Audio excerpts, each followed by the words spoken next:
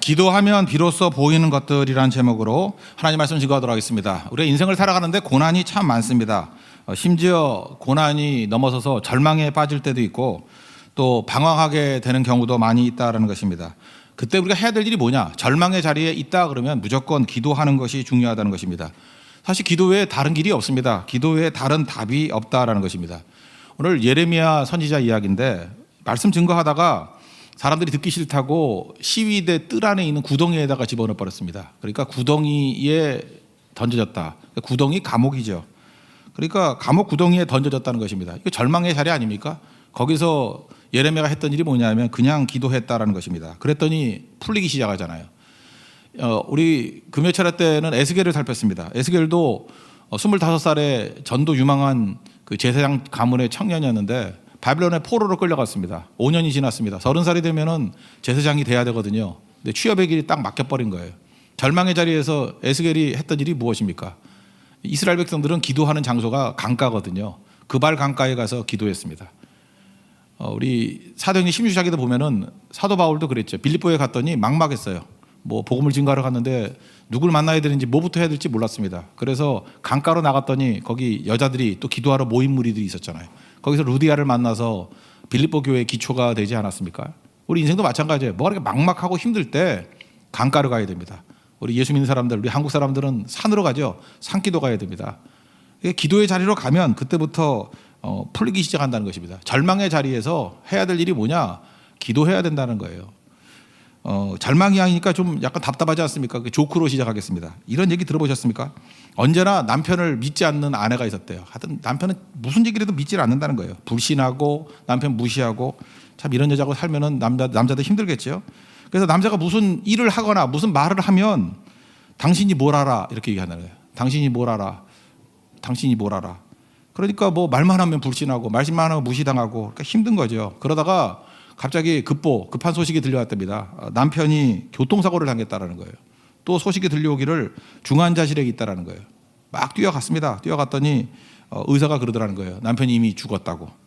그랬더니 얼마나 후회가 되겠습니까? 맨날 바가지 긁고 무시하고 불신했으니 남편 시신 붙들고 통곡을 했다는 것입니다.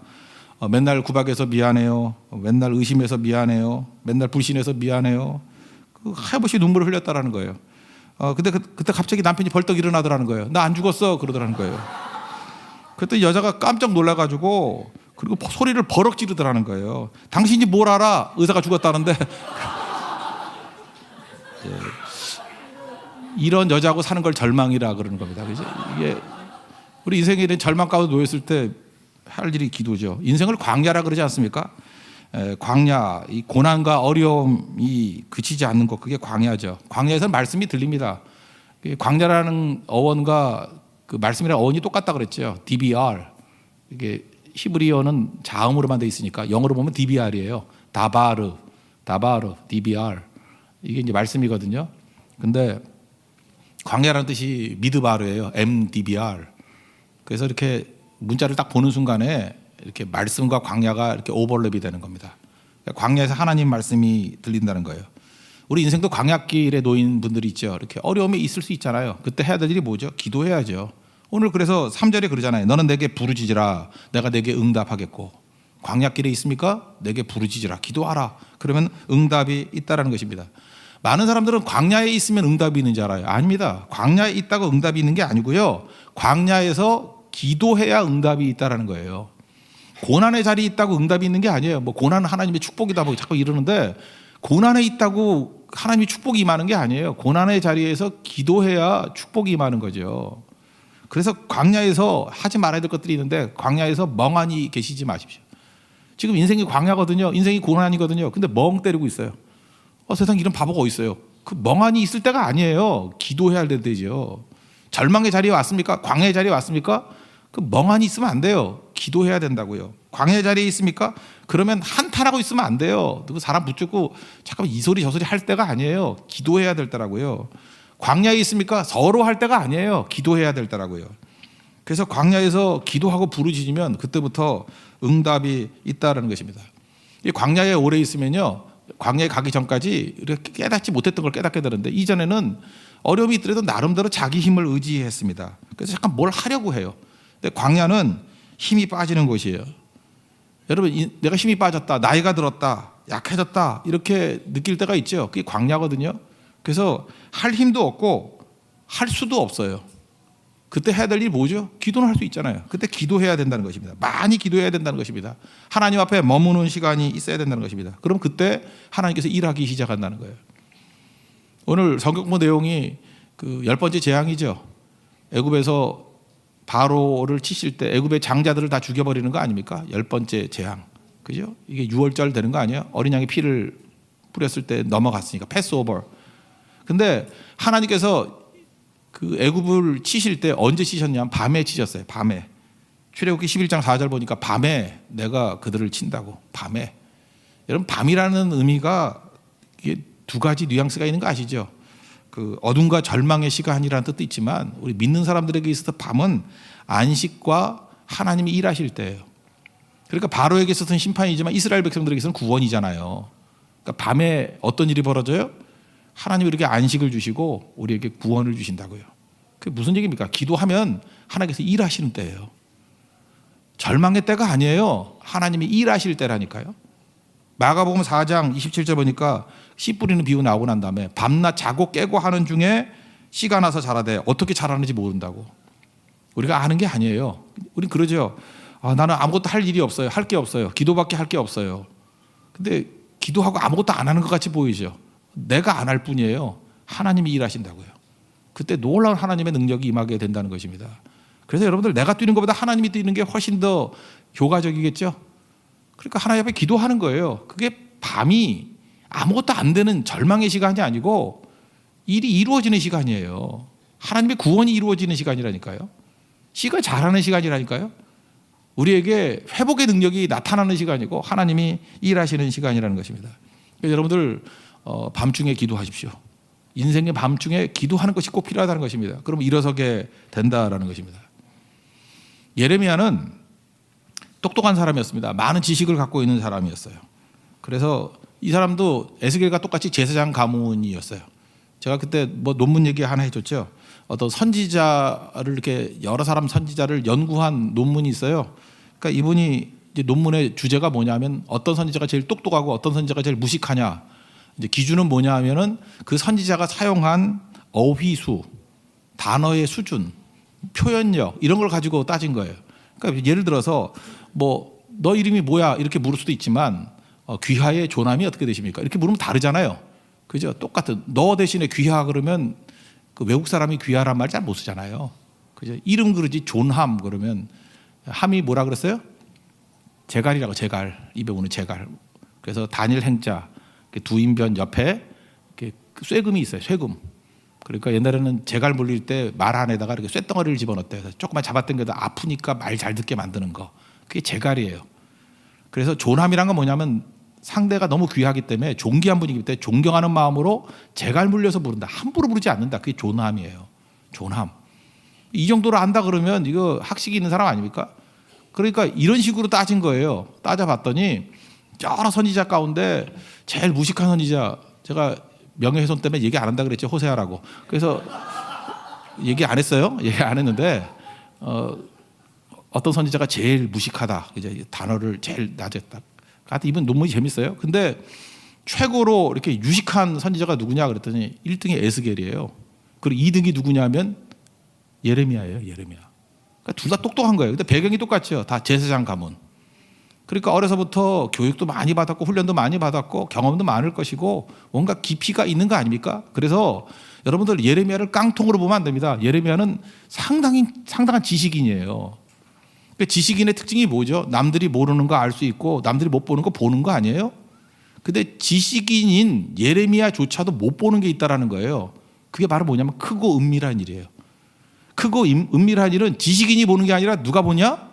기도하는 자만 볼 수 있는 거예요. 여러분 여기도 마찬가지입니다. 기도하지 않으면요 죽었다 깨라도 못 보는 일이 있어요. 크고 은밀한 일은 못 봐요. 근데 기도하는 사람에게만 보여지는 거예요. 그거는 하나님께서 기도하는 자에게 크고 은밀한 일을 보여주신다라는 것입니다. 그래서 3절 다시 한번 보세요. 너는 내게 부르짖으라 내가 내게 응답하겠고. 기도하라는 거죠. 그러면 응답에서 끝나는 게 아니라 그 다음 단계예요. 내가 1차적으로 구한 것이 응답될 뿐만 아니라 구하지 아니한 크고 은밀한 일이 새롭게 보여지는 일이 벌어진다는 거예요. 그러니까 깊어진다는 거죠. 커진다는 거죠. 제가 최근에 어떤 성도가 저한테 이런 질문을 했어요. 목사님, 이번에 말레이시아 선교 가가지고 그 어린이들 찬양하면서 눈물 막 흘리면서 꾸마우진따 예수 슬람마냐, 나는 영원히 주님 사랑해요. 이런 찬양이거든. 주님을 너무너무 사랑한다고. 하나님 사랑한다 그러면서 눈물을 흘리고 예수님 사랑한다 그러면서 눈물을 흘리는데 자기는 사실 오랫동안 예수 믿는데 답답하대요. 보이지 않는 하나님이고 자기는 하나님을 느낄 수가 없는데 하나님을 그렇게 사랑할 수 있는지 잘 모르겠다는 거예요. 자기가 믿긴 믿는데 하나님이 그렇게 사랑이 느껴지지 않는데, 내가 하나님을 사랑한다는 게 잘 느껴지지 않는데요. 그래서 답답하다 이런 얘기를 하는 거를 제가 들어봤습니다. 그래서 제가 괜찮다 그랬어요. 처음부터 하나님 사랑이 느껴지는 게 아니고 일단 기도부터 시작하시라고. 그래서 하나님께서는요, 이게 깊어지는 그 단계를 통해서 하나님 사랑을 알게 만드시는 거예요. 예를 들어서 제일 중요한 게 뭐냐면 내 인생 가운데 풀리지 않는 문제 있죠. 또는 풀고자 하는 문제. 이거를 갖다가 우리 욕심이라고 합시다. 욕심. 욕심이라는 거는 하나님이 내게 주시지 않은 것을 원하는 걸 욕심이라 그래요. 그래서 욕심은 결코 좋은 건 아닙니다. 근데 욕심이 있더라도 어떤 사람은 욕심만 부리는 사람이 있고 어떤 사람은 그 욕심을 가지고 하나님 앞에 나와서 기도하는 사람이 있어요. 그러니까 제일 큰 욕심 가운데 돈 욕심 많잖아요. 내가 돈을 막 벌고 싶어. 막 부자가 되고 싶어. 그것도 나를 위해서. 뭐 이게 결코 좋은 건 아니라고 볼 수 있잖아요. 그죠? 그럼에도 불구하고 그냥 욕심이에요, 욕심. 근데 욕심을 가지고 하나님께 나와 간절히 기도하는 사람이 있어요. 막 뜨거운 열망을 가지고 막 돈 주세요. 그러면 막 눈물이 흐르는 거야. 그냥 돈만 보면 그냥 간절해지고 막 뜨거워지고 그래요. 그게 좋은 거예요. 뭐든 간에 간절함을 가지고 기도할 수 있으면 좋은 거예요. 이게 어떻게 보면 하나님께서 주시는 미끼일 수도 있어요. 여러분 누구나 그런 미끼들이 있거든요. 어떤 사람은 돈을 좋아해요. 어떤 사람은 사랑하는 게 있잖아요. 어떤 자기가 사랑하는 사람이라든지 뭐 가족 이런 걸 보면 너무 애틋하잖아요. 그래서 그게 문제가 생기면 그걸 얻기 위해서 하나님 앞에 간절히 기도하잖아요. 그게 미끼예요. 그거를 기도하기 시작한다. 어떤 사람도 질병에 걸려서 뭐 암 환자, 뭐 암 4기쯤 되놓으면 참 힘들잖아요. 그죠? 다 번졌다 그러고. 그럼 너무너무 간절하잖아요. 간절함을 가지고 하나님 앞에 나올 수 있죠. 이거 미끼예요, 미끼. 근데 제가 예를 들어서 한 가지, 이게 암 환자 한번 예를 든다 그러면 암 환자들 이게 여러 명 겪었잖아요. 목회하다 보면은 암 환자 중에 기도하는 암 환자가 있어요. 간절히 기도하는 암 환자. 그럼 여러분들 뭘 기도한다고 생각하세요? 주여 나의 병든 몸을 이제 고쳐주소서. 그죠? 뭐 그런 거 기도할 줄 알죠? 예, 처음에 그렇게 기도해요. 근데 그 기도도 며칠 못해요. 한 3, 4일 정도 하면은 기도가 바뀌어요. 자기 자신의 죄에 대해서 회개 기도가 나오고 가족들을 위한 기도가 나오고 좀 지나면요. 나중에 그분들이 하는 기도가 뭐냐면 교회를 위해서 기도하더라고요. 교회를 위해서. 하나님 나라 확장을 위해서 기도하더라고요. 그게 뭐예요? 처음 시작은 자기 문제 때문에 자기 욕심 때문에 기도가 시작이 됐어요. 근데 깊어지면 우리 로마서 8장 26절에 그러잖아요. 우리는 마땅히 구할 바를 알지 못한다고. 근데 말할 수 없는 탄식으로 성령께서 우리를 위해서 구해 주신다고. 대신 구해 주신다고. 기도가 바뀌어요. 처음은 돈 문제 때문에, 처음에는 사랑하는 사람 문제 때문에, 처음에는 내 질병의 문제 때문에 기도하기 시작했지만 조금 지나가면요. 성령이 기도하는 사람에게 뜨거움을 주셔서 바뀌게 만들어요. 그래서 마태복음 6장 33절 표현에 의하면 그의 나라와 그의 의를 위한 기도로 바뀐다고.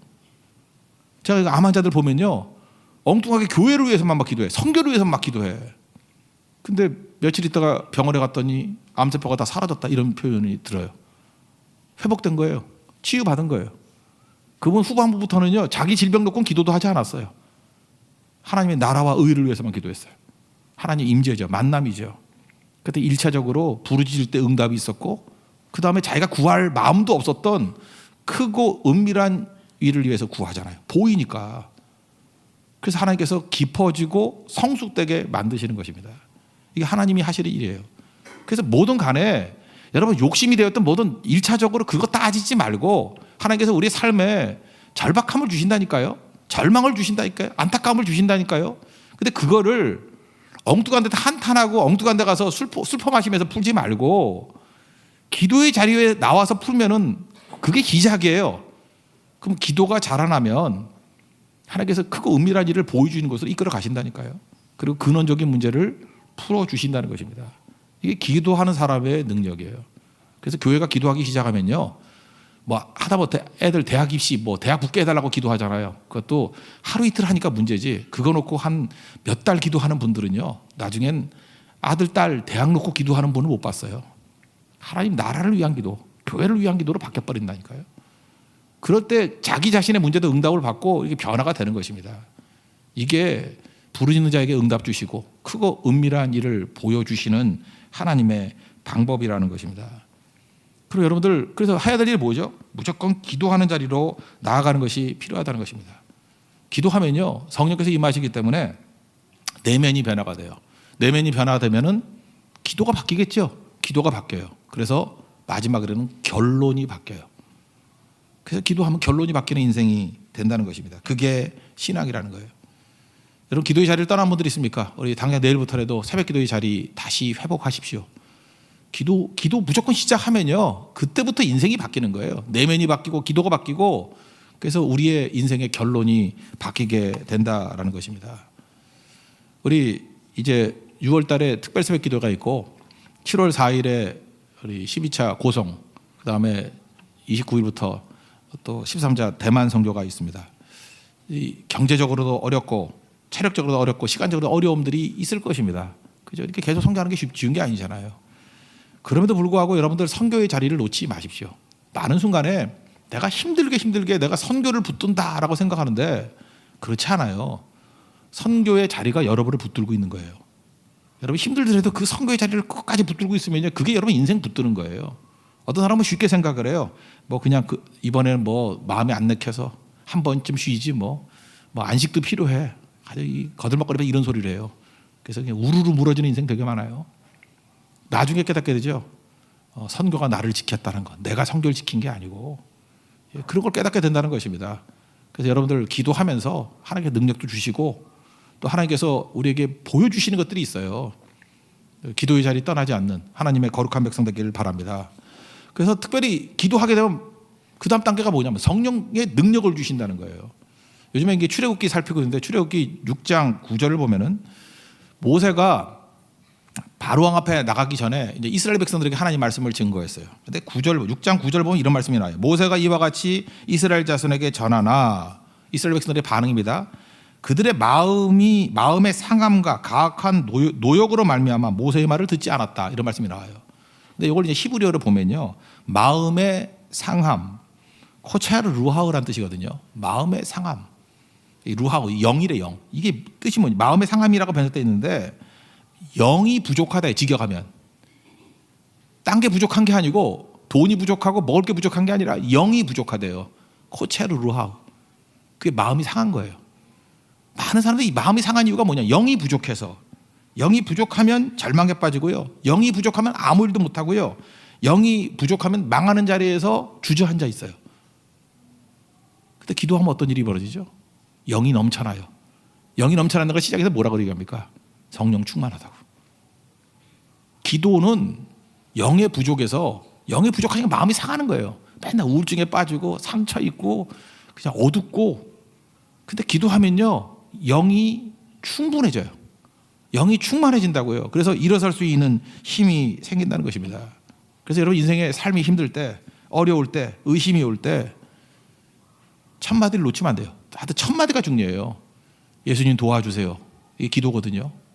누구든지 주의 이름을 부르자는 구원을 받는다 그랬잖아요. 첫 마디가 중요해요. 첫 마디가. 하루의 승리도 마찬가지예요. 첫 시간이 중요해요.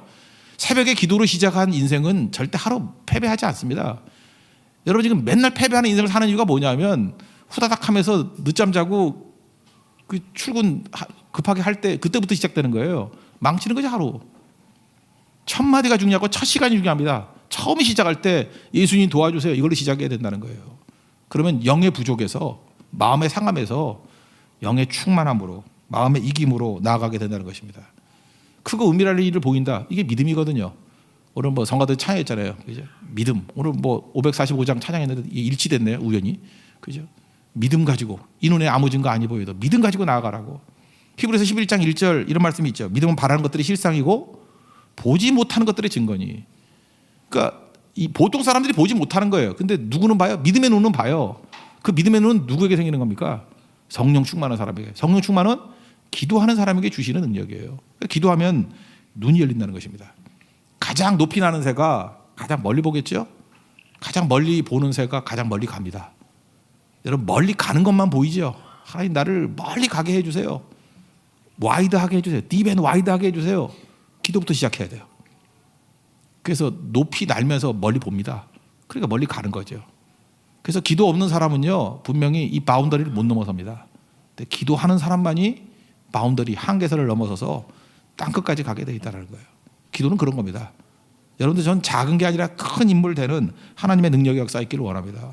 그래서 에스겔도 한번 보십시오. 37장에 절망의 상황에 그 최고의 절망이 뭐죠? 마른 뼈.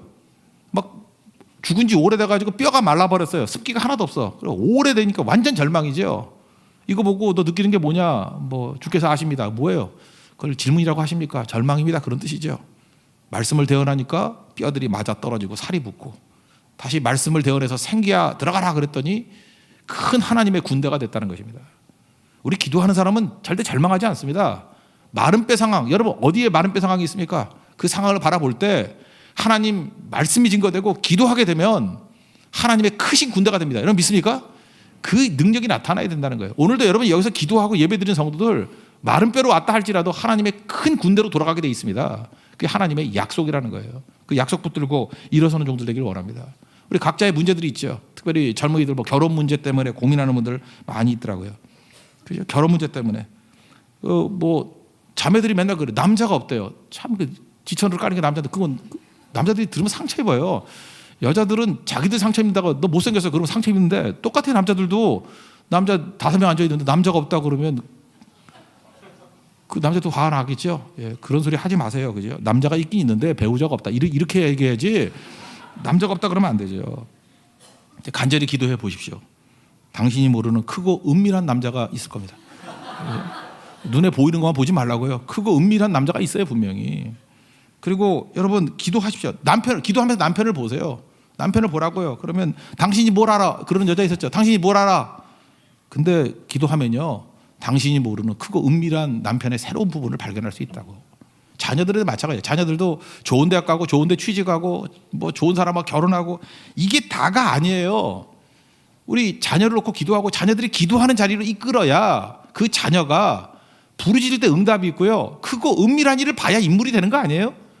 아, 눈은 개눈인데 무슨 놈의 인물이 돼? 자녀들 눈은 개눈 만들어 놓고 무슨 인물을 만들겠대요? 기도의 자녀를 만들어야 크고 은밀한 일을 보죠. 그런 자녀를 만들어야 된다는 것입니다. 제가 그런 생각이 들어요. 1999년도에 제가 책도 쓰고 설교도 많이 했던 내용이 있어요. 그게 뭐냐면 우리 한국 민족이 하나님이 다 주셨는데 안 주신 게 하나가 있어요. 그게 어학 능력이에요. 우리 한국 사람들은 영어를요 10년을 해도 영어를 못해. 참 이상해요. 우리 민족. 저 죄송한 얘기지만 필리핀 사람은 한국에 3개월 있으면 사장님 나빠요 이러면서 정말 한국말 잘해요. 정말 말도 잘하는데 우리는 10년을 해도 못해. 우리에게 은사 안 주신 게 언어의 은사예요. 뭐 어느 나라 말도 잘 못하는 것 같아요. 우리 민족은. 그래서 제가 기도했다고요. 하나님, 우리가 외국어 배우는 건 안 되는 것 같으니까 세계에 있는 많은 사람들이 한국어를 배우게 해주시고 한국말로 전도할 수 있게 해달라고. 그때 사람들이 다 웃었어요. 저 말도 안 되는 얘기라고. 드디어 돌기 시작했다느니 뭐.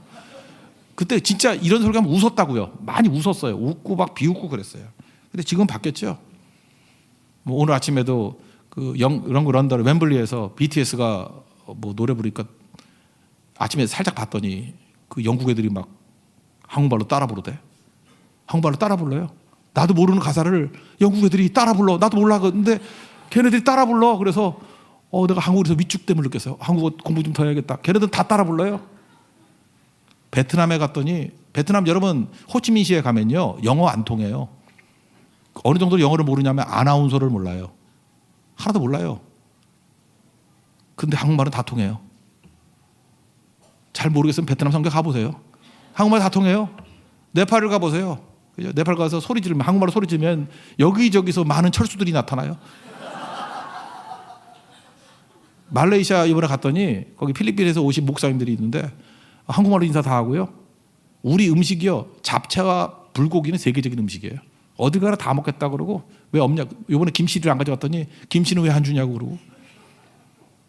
이게 지금 20년 만에 된 거거든요. 하나님께서 함께 하시면 크고 은밀한 일을 보여주시죠. 누구에게?